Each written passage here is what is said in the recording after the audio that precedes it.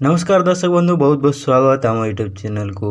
दर्शक बंधु, जलुछि पश्चिम ओडिशा 43 डिग्री सह झारसुगुड़ा सबुठु उत्तप्त सहर। 40 डिग्री उपरे रही 22 सहर। प्रचंड गरम और गुलुगुली आज राज्यवासी को अस्तव्यस्त करिछि।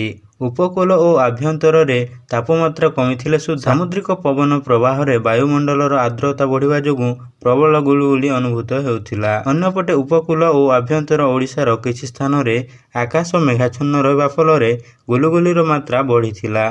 तेणु तापमात्रा प्राय 1 ରୁ 1.5 डिग्री कमिथिला भी राज्यवासी गरम गुलुगुली रे अस्तव्यस्त हेउथिले। देहरु गम गम झाल बहिबा सह लोके अणनिश्वासी हेबा भली अनुभव करुथिले। पश्चिम ओडिशा को किंतु तातीरु त्राही मिली नथिला। 43 डिग्री तापमात्रा सह झारसुगुड़ा राज्यर उत्तप्त सहर पलटिथिला।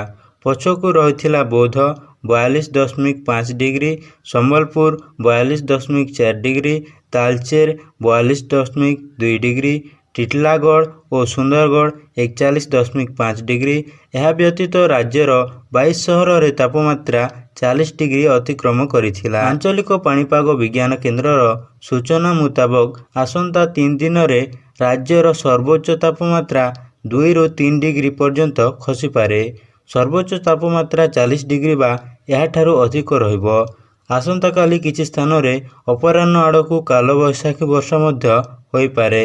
एतद्वारा राज्य रे तापमात्रा खसिबो, किंतु उपकूल ओडिशा समेत आभ्यंतर रे गुलुगुली अनुभूत हेबो। 19 तारीख आड़कू राज्यवासी को गुलुगुली मुक्ति मिलिबो।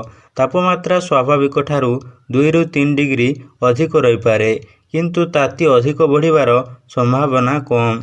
रविवार दिन दैतारी नगर, कटक और भुवनेश्वर सर्वाधिक दिन तापमात्रा 40 डिग्री रही। आज मध्य एठारे पाग सुखिला खराटिया रहिबो। दिनर सर्वोच्च तापमात्रा 40 डिग्री पाखापाखि रहिबो।